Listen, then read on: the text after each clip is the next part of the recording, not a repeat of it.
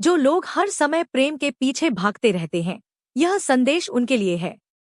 प्रेम, प्रेम, प्रेम। हर व्यक्ति को अपने करीबी लोगों से प्रेम चाहिए, चाहे वह माता पिता हो, मित्र हो, जीवन साथी हो या भाई बहन। लेकिन क्या आपने कभी सोचा है कि जिस प्रेम की आप चाह रखते हैं, उसे पा लेने के बाद क्या सचमुच जीवन पूर्ण और संतुष्ट हो जाता है? यदि ऐसा होता, तो अपनी पसंद के व्यक्ति से विवाह करने के बाद भी इतने लोग दुखी क्यों हैं? जिसे पाने के लिए वर्षों तक प्रयास किया, उसी के साथ संबंध में आने के बाद भी खालीपन क्यों बना रहता है? और जो लोग माता पिता के प्रेम के लिए तरसते हैं, क्या सच में उन्हें वैसा प्रेम मिलता है जैसा वे चाहते हैं? अक्सर देखा गया है कि यदि 3 बच्चे हों, तो एक बच्चा माता पिता का प्रिय बन जाता है, चाहे वह उनकी सेवा करे या नहीं।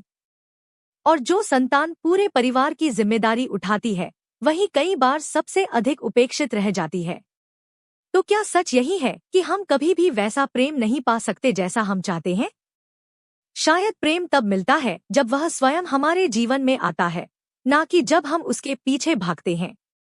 भारतीय पौराणिक कथाओं में भी इसके अनेक उदाहरण मिलते हैं।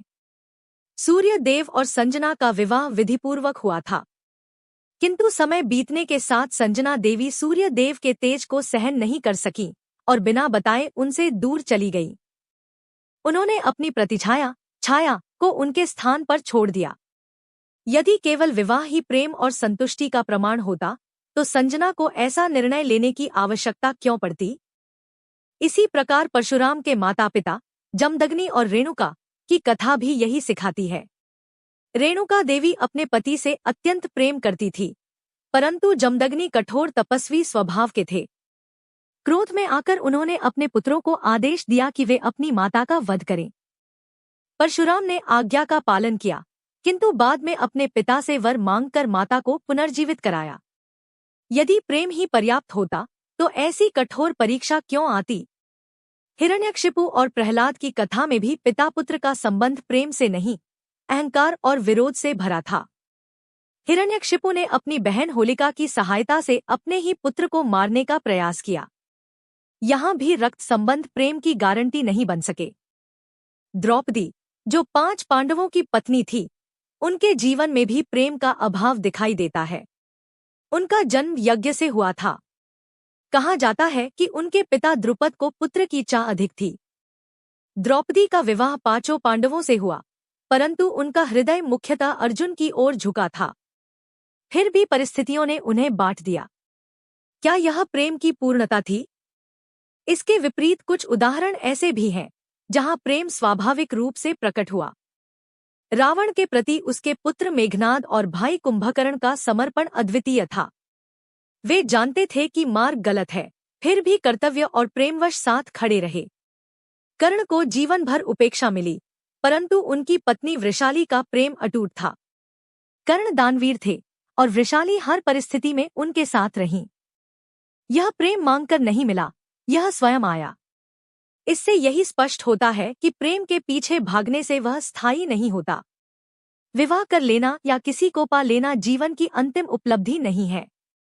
व्यक्ति बदल सकता है, दूर हो सकता है, धोखा दे सकता है। जीवन केवल प्रेम पाने के लिए नहीं मिला है।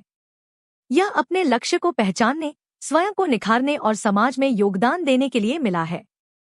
जब मनुष्य अपने उद्देश्य पर केंद्रित होता है, तब प्रकृति स्वयं उसके लिए मार्ग बनाती है।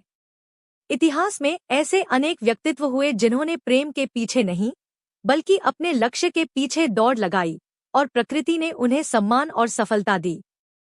चाणक्य ने राष्ट्र निर्माण का लक्ष्य चुना। सचिन तेंदुलकर ने क्रिकेट को साधना बनाया। लता मंगेशकर ने संगीत को जीवन समर्पित किया। एपीजे अब्दुल कलाम ने विज्ञान और राष्ट्र सेवा को अपना उद्देश्य बनाया। इन लोगों ने प्रेम को लक्ष्य नहीं बनाया, उन्होंने अपने कर्म को लक्ष्य बनाया।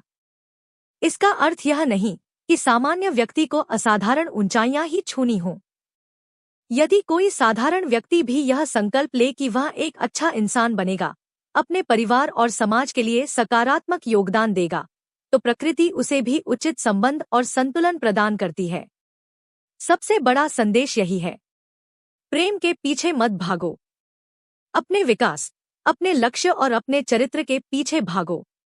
जब आप स्वयं पूर्ण हो जाते हैं, तब जो प्रेम आपके जीवन में आता है वही सच्चा और स्थायी होता है।